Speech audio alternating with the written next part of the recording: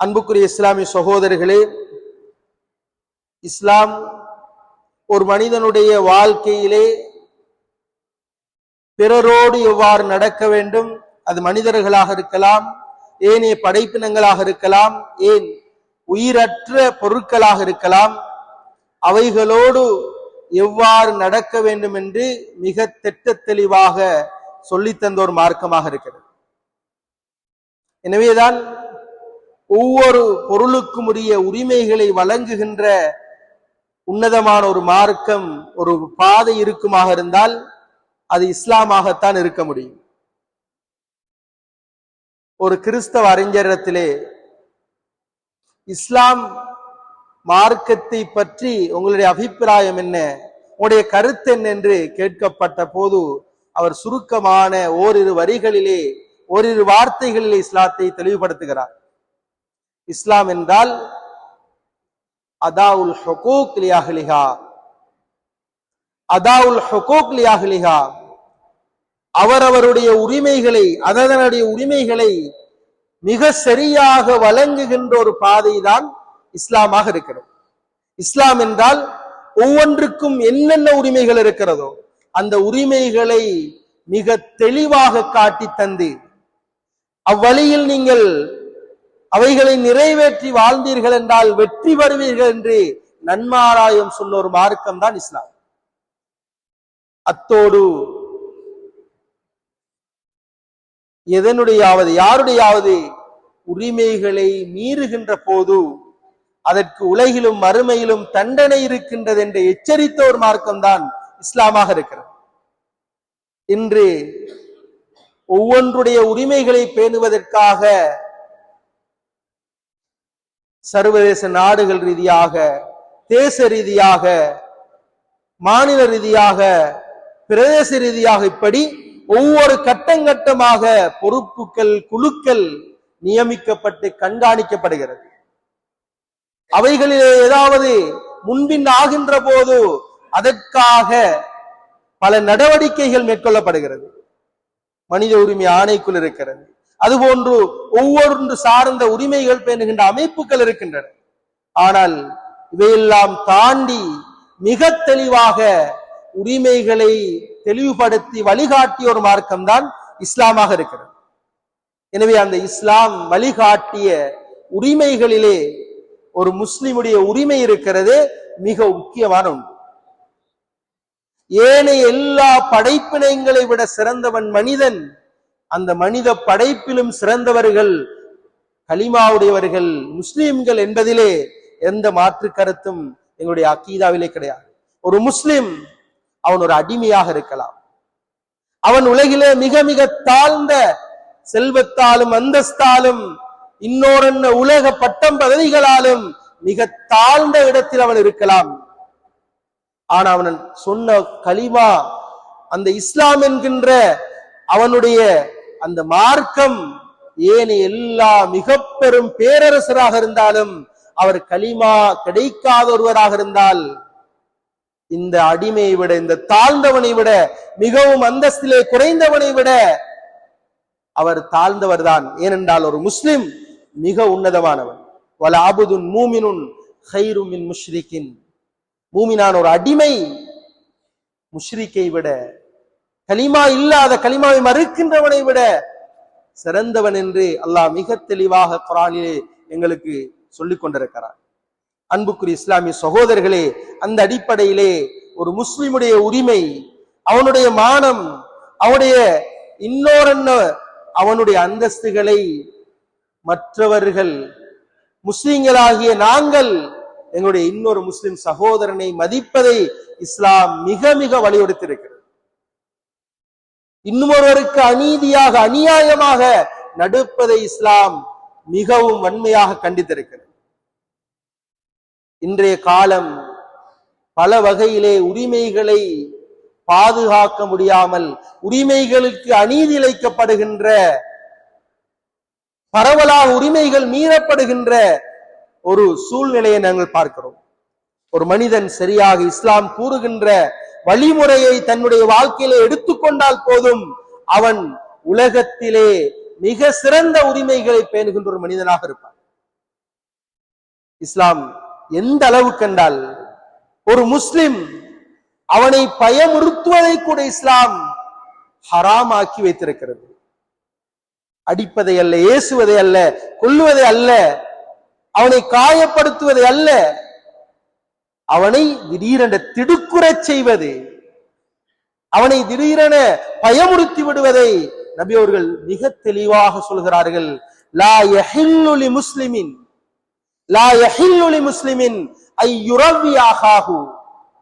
ஒரு முஸ்லிமான சகோதரனுக்கு இன்னும் ஒரு முஸ்லிமை பயமுறுத்துவது ஹலால் கிடையாது, ஹராம், அனுமதி கிடையாது. அப்படி என்றால் இன்று எப்படி முஸ்லிம்கள் பயமுறுத்தப்படுகிறார்கள்?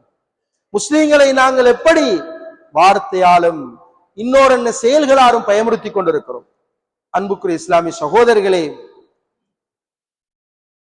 ஒரு முஸ்லிம் என்பவன் இன்னும் ஒரு முஸ்லிமோடு மிக நல்ல முறையில் நடந்து கொள்பவன் தான் என்பதை நபி அவர்கள் இன்னும் ஒரு ஹதீஸிலே எங்களுக்கு அடையாளப்படுத்துகிறார்கள்.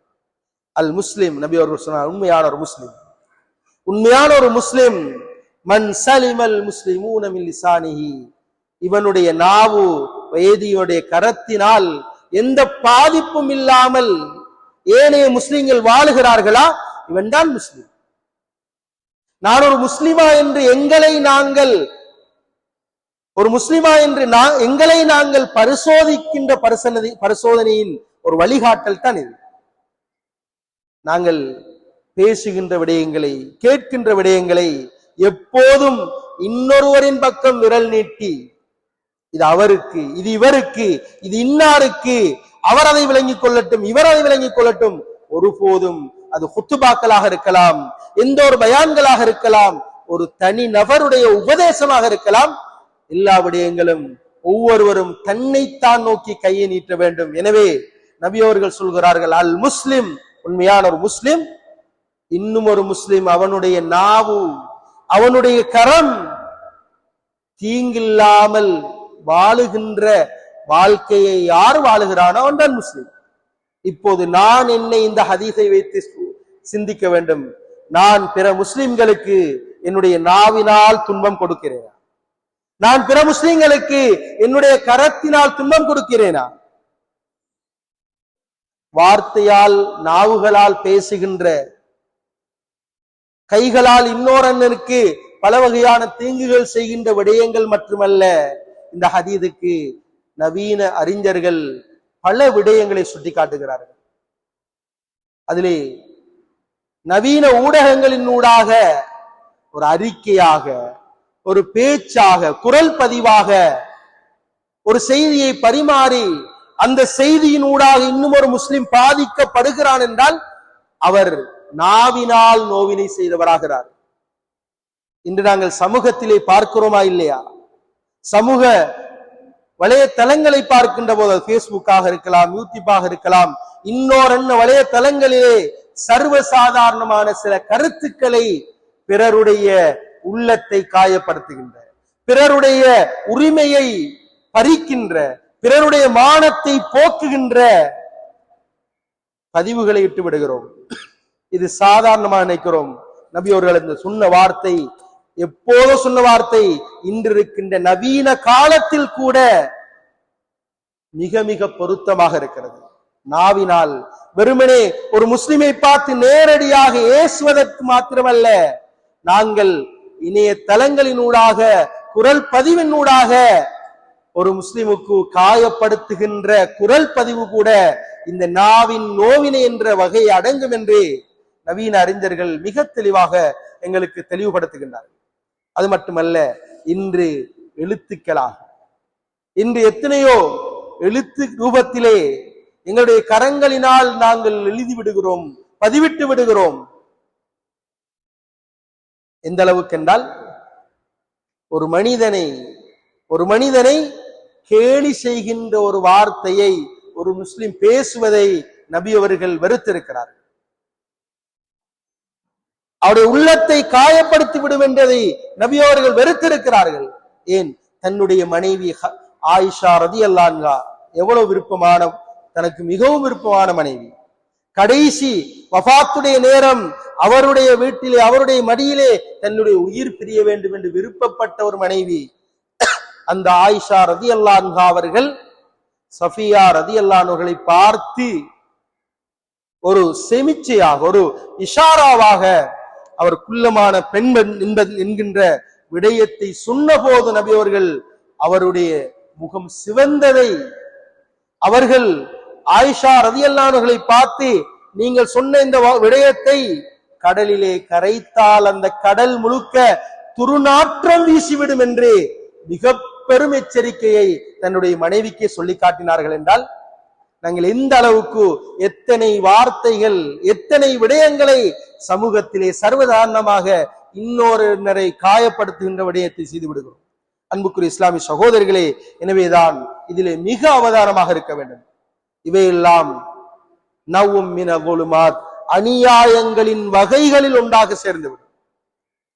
பிறருக்கு செய்கின்ற அநீதிகளில் அநியாயங்களில் ஒரு வகையை சேர்ந்ததாகிவிடும். அநியாயக்காரர்களாக மாறிவிட்டால் உலகிலும் மறுமையிலும் அவரை விட நஷ்டவாளி யாரும் கிடையாது. ஏனென்றால் தெளிவாக நபி அவர்கள் தன்னுடைய நாவினால் சபித்த ஒரு கூட்டம் அநியாயக்காரர்கள்.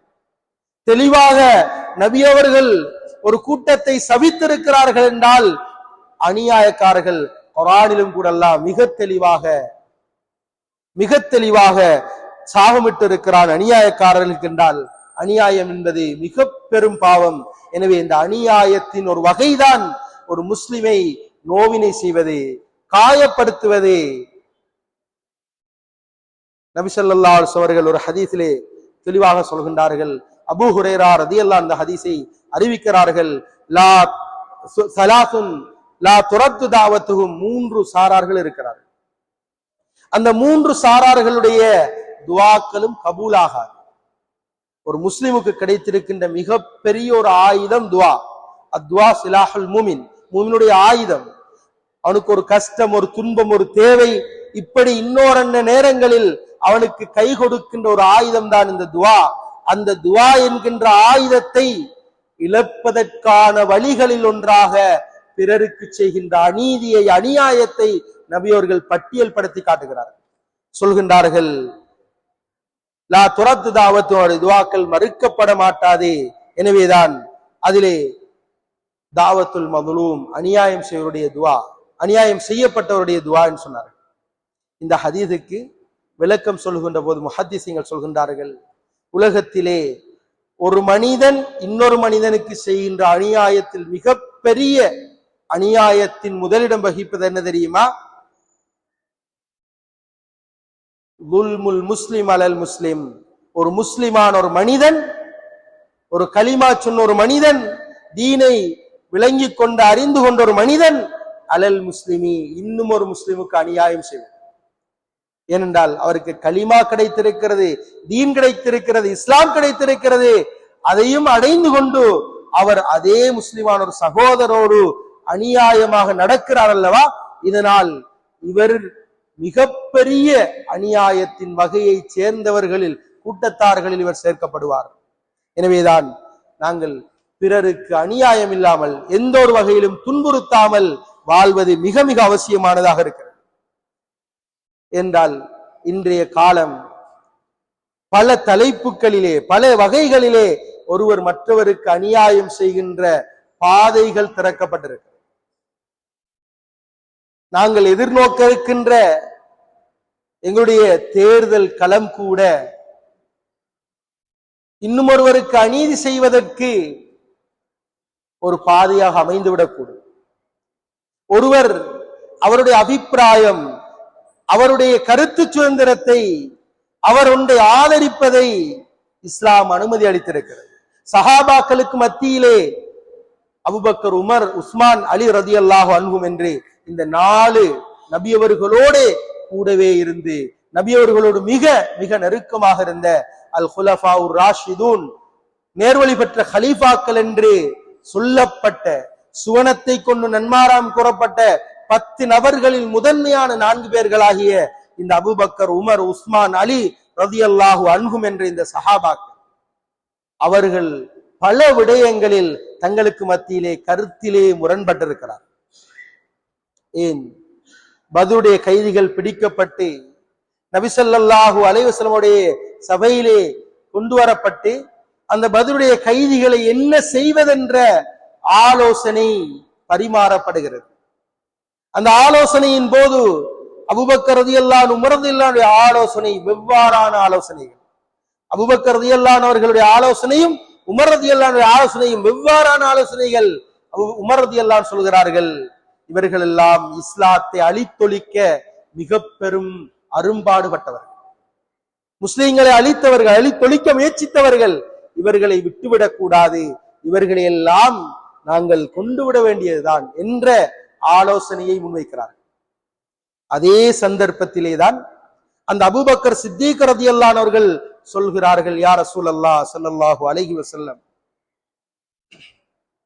இவர்களில் பன்முக திறமை கொண்டவர்கள் இருக்கிறார்கள். ஒரு சாரார் இருக்கிறார்கள், அவர்கள் எழுத்தறிவுடையவர்கள், எழுத வாசிக்க தெரிந்தவர்கள். எமது சிறார்கள் அவர்களின் நூடாக பயனடைய வேண்டும், எனவே அவர்களுக்கு கற்பிக்கின்ற பொறுப்பை கொடுத்து அதை அவர்களுக்கு ஃபிதியாவாக கொடுத்து கற்றுக் கொடுத்ததன் பின்னால் விடுதலை செய்யுங்கள். இன்னும் ஒரு சாரார் இருக்கிறார்கள், அவர்கள் எல்லாம் மிக பெரும் செல்வம் படைத்தவர்கள். இன்று இஸ்லாத்தை வளர்ப்பதற்கு அந்த செல்வமும் தேவையாக இருக்கிறது. ஜக்காத்தாக இருக்கலாம், சதக்காக்களாக இருக்கலாம், இன்னொரு என்ன கருமங்களுக்கு எங்களுக்கு இபாதத்துல் மாலியா என்கின்ற செல்வம் சார்ந்த இபாதத்தில் இருக்கிறது. எனவே அது சார்ந்த விடயங்களுக்கு அவருடைய செல்வத்தை பயன்படுத்த முடியும்.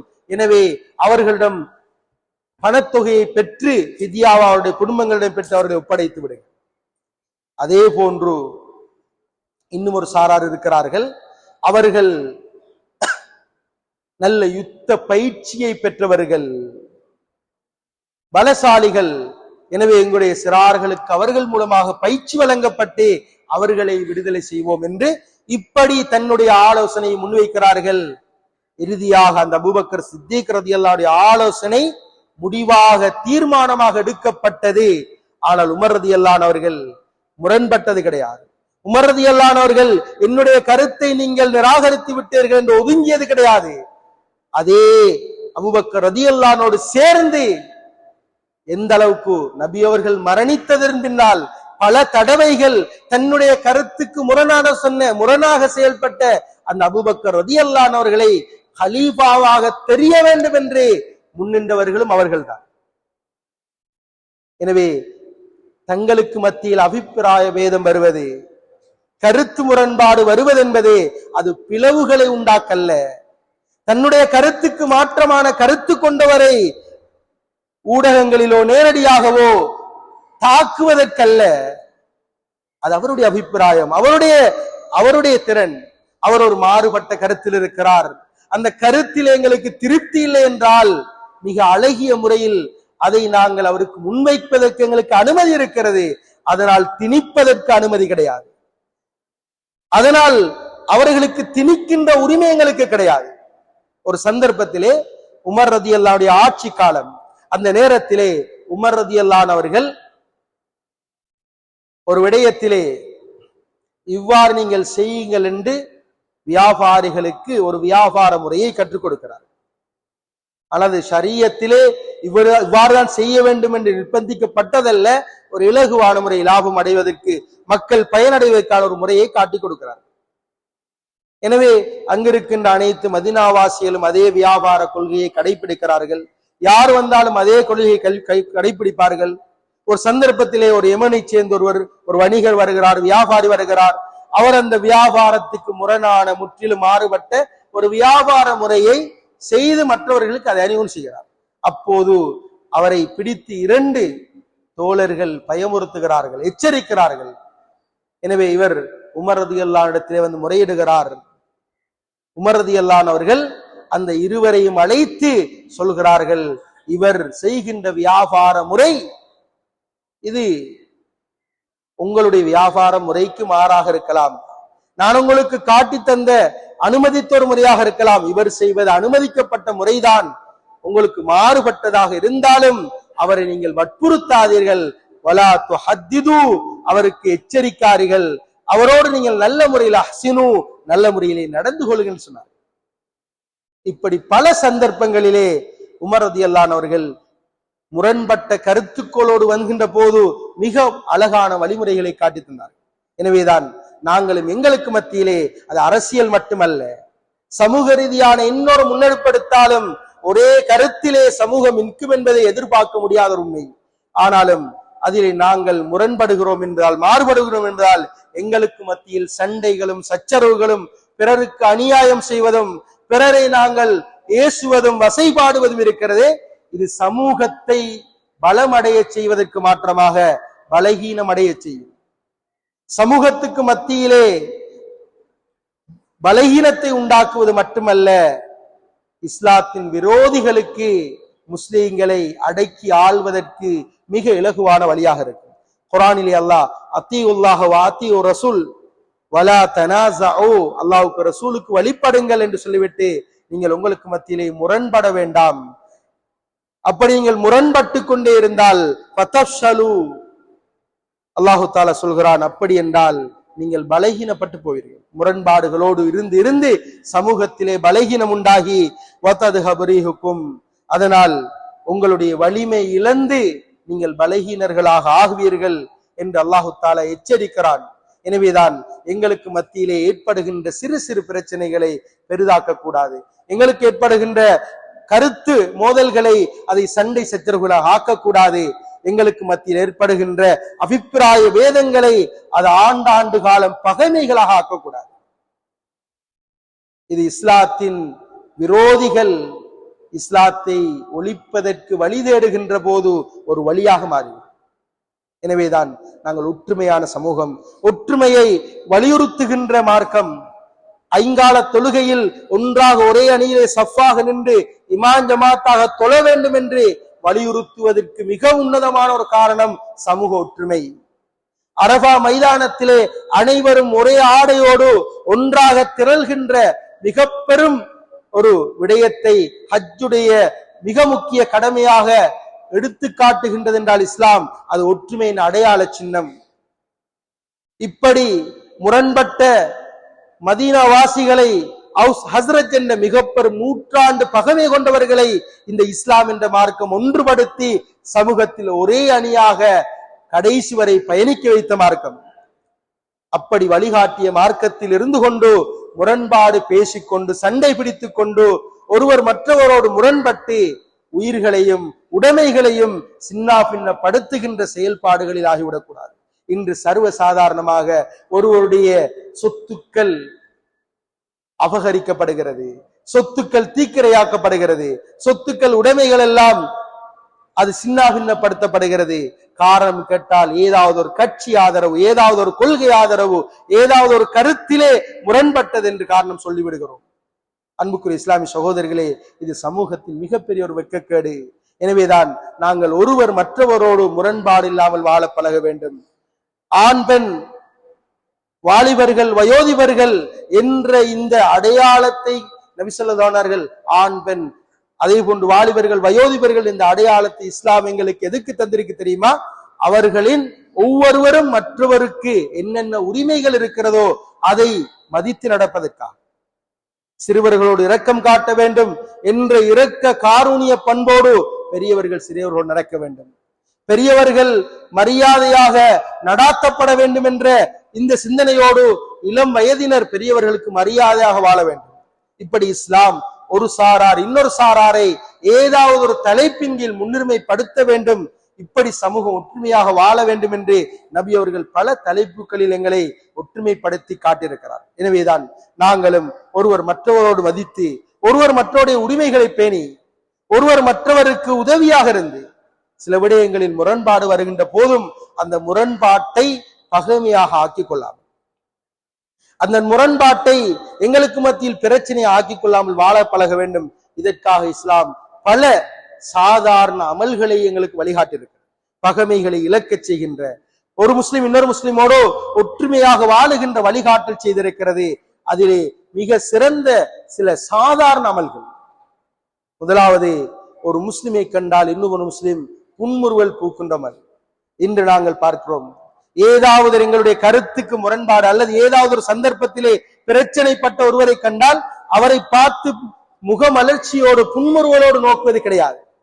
இப்படியே அந்த மனிதன் செல்வானாக இருந்தால் அந்த இரு மனிதர்களுக்கு மத்தியிலே பகமை வளர்ந்து கொண்டே இருக்கு. தபஸ்ஸுமுக ஃபி வஜ்ஹி அஹீக லக சதகா.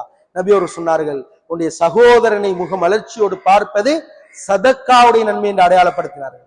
ஒரு மனிதன் சம்பாதித்து அந்த சம்பாதித்ததில் செலவு செய்கின்ற ஒரு அமல் சதக்கா, அதை ஒரு சாதாரண ஒரு புன்முறுவல் ஒரு வினாடியிலே அடைந்து கொள்ள முடியும். ஏன்? அது உள்ளத்தை இணைக்கின்ற ஒரு செயல்.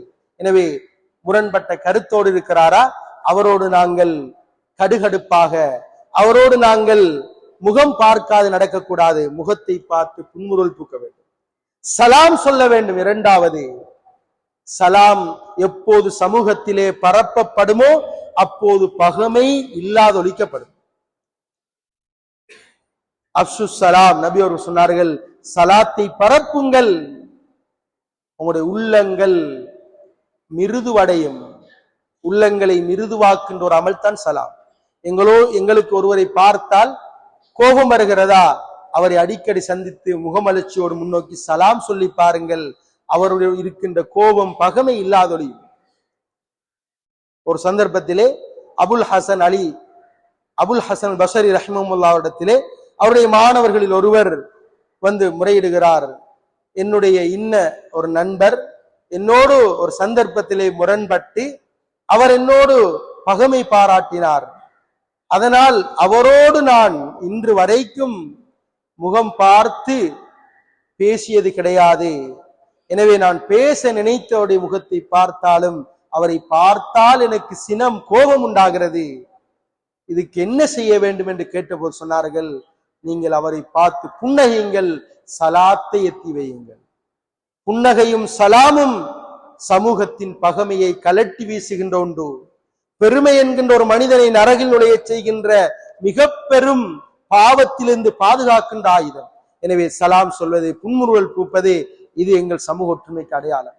அதே போன்று இன்னும் ஒரு வழிதான், எங்களுடைய சகோதரன் அவன் செய்கின்ற ஏதாவது தவறுகளை கண்டால் மிக நல்ல முறையிலே அதை நாங்கள் திருத்துவதற்கு முயற்சிக்க வேண்டும்.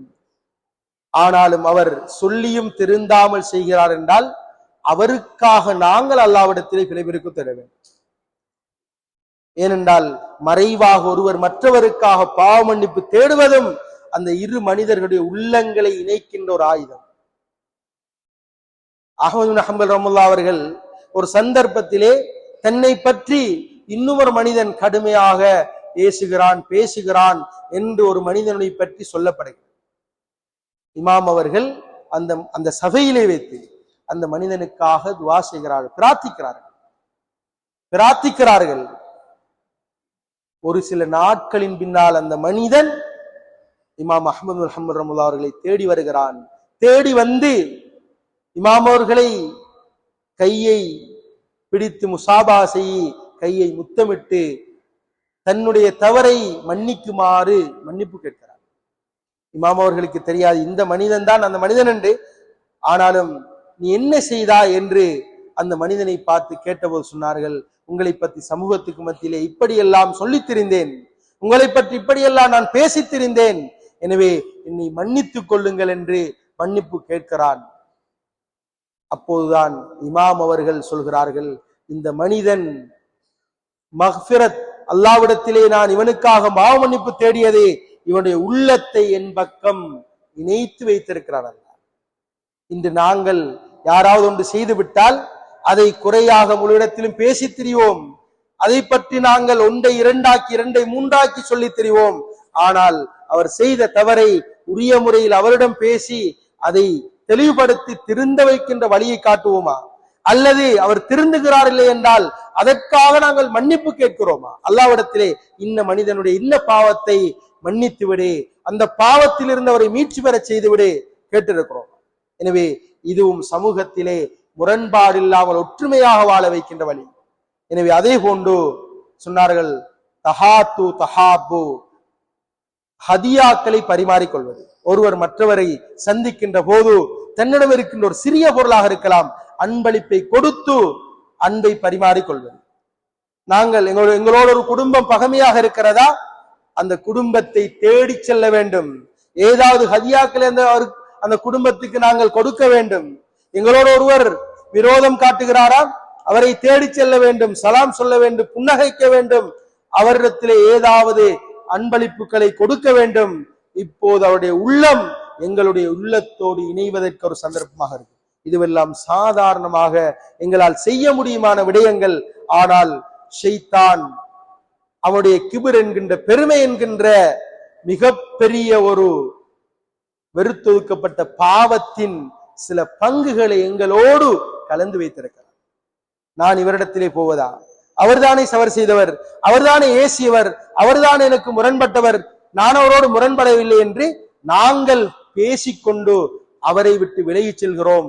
சமூக பிளவு இங்கிருந்து ஆரம்பிக்கிறோம். எனவேதான் இப்படியான விடயங்களை நாங்கள் கருத்தில் கொள்ள வேண்டும். எனவேதான் சமூக ஒற்றுமையும் ஒருவர் மற்றவருடைய உரிமைகளை பாதுகாப்பதும் இஸ்லாத்துடைய அடிப்படையான கடமை. ஒருவர் எவ்வளவுதான் தொழுகிறார், நோன்பு பிடிக்கிறார், ஜகாத் கொடுக்கிறார், ஹஜ்ஜுக்கு மேல் ஹஜ்ஜி செய்கிறார், ஆனால் இன்னும் ஒரு மனிதனுடைய விடயத்திலே அநியாயம் செய்தவராக, தவறிழைத்தவராக அல்லாஹ்வுடைய சன்னிதானத்துக்கு சென்றால் கியாமத்துடைய நாளையில் இந்த அமல்கள் எல்லாம் ஒரு பக்கம் இருக்கும். ஆனால் இந்த அநியாயங்களுக்காக மறுமையில் இவருடைய அமல்கள் எல்லாம் அள்ளி கொடுக்க வேண்டி வரும். கொடுத்து முடிந்ததன் பின்னால் எதுவும் இல்லாமல் அவர் தத்தளிக்கின்ற போது இன்னும் கொடுக்க வேண்டி இருந்தால் அநீதி இழைக்கப்பட்டவன் அவனுடைய பாவத்தை இவருக்கு சுமத்தப்படும். எனவேதான் அந்த நிலையில் நாங்கள் யாரும் மரணித்து விடக் கூடாது. எனவேதான் அல்லாஹு தஆலா ஒற்றுமையோடு வாழ்ந்து சமூகத்தில் ஒருவர் மற்றவருடைய உரிமைகளை பேணி முரண்பாடுகள் ஏற்படுகின்ற போது அது சுமூகமாக தீர்த்து அவரவர் கருத்துக்களுக்கு மதிப்பளித்து வாழுகின்ற நல்ல சமூகமாக அல்லாஹ், முன்மாதிரியான முஸ்லிம்களாக அல்லாஹ் எங்கள் அனைவரையும் ஆக்கி வைப்பானாக. ரப்பே ரஹ்மானே, நாங்கள் தெரிந்தும் தெரியாமல் செய்த பாவங்களை மன்னிப்பாயாக. என்னுடைய தாய் தந்தையுடைய பாவங்களை மன்னிப்பாயாக. முஸ்லிமான ஆண்கள் பெண்கள் அனைவருடைய பாவங்களை மன்னிப்பாயாக.